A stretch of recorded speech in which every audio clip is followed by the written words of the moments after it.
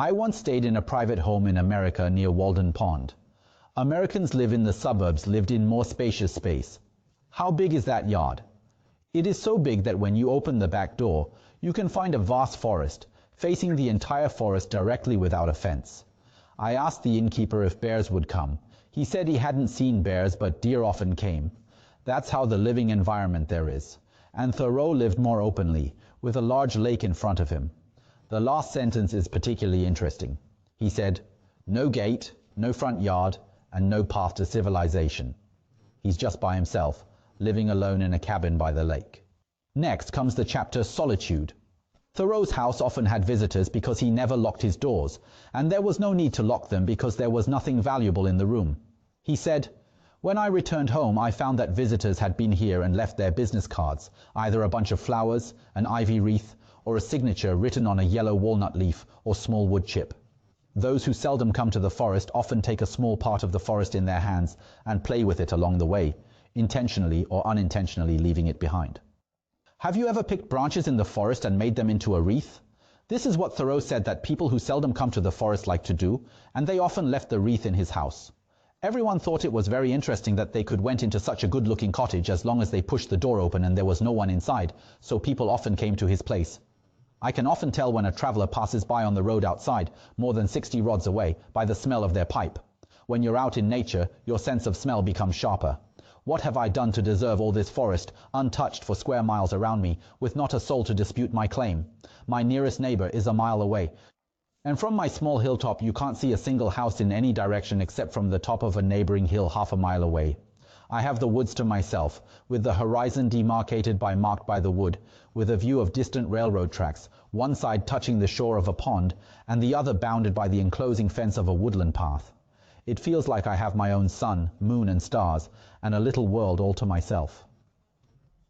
Once, a few weeks after I first settled here, I was uneasy for an hour or so, wondering if peaceful and healthy living required nearby neighbors. Solitude can be disquieting at times, but I realized I was in an odd mood and knew it would pass.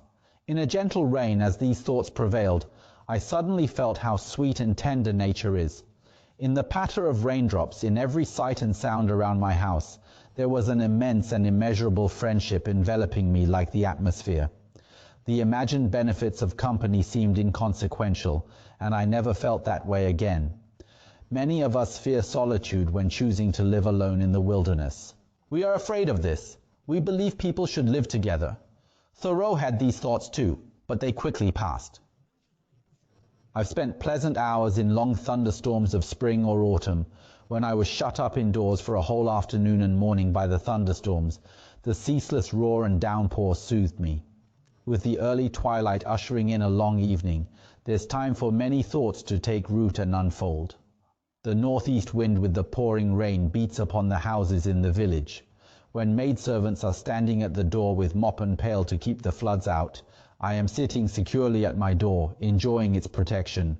My whole house has a single entrance. I can understand this feeling well. The more you own, the more you have to look after. But Thoreau's house by Walden Pond has only one entrance and was built on a slope.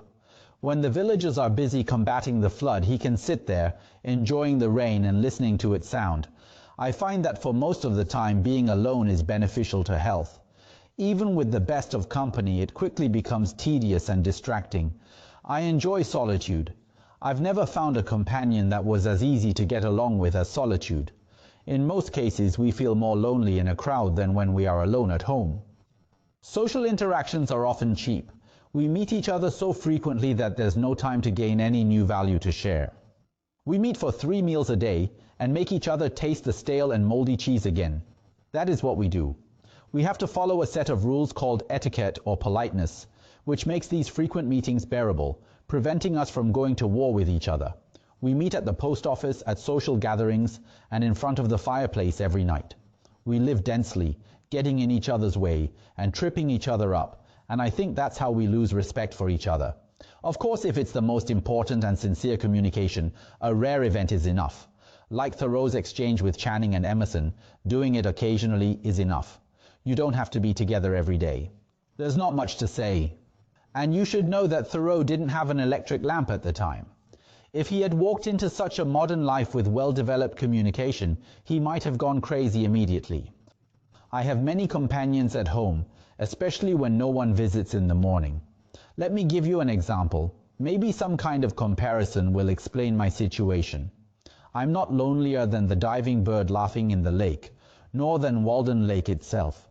I'd like to ask, what lonely Walden Lake have as a companion? During the long winter nights when snowflakes swirl and winds rage through the woods, I occasionally have a visitor, a long-time resident and the original owner. It's said that he dug out Walden Pond, lined it with stones, and planted pine trees around it. He tells me stories, old and new.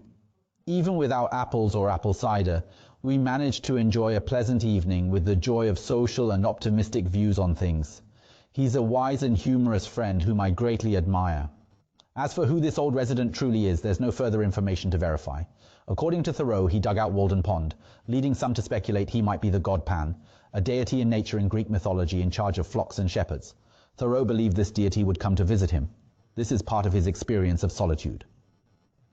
Listening to this episode, are you intrigued by Thoreau's life by the lake? Don't worry, next time we'll continue our exploration.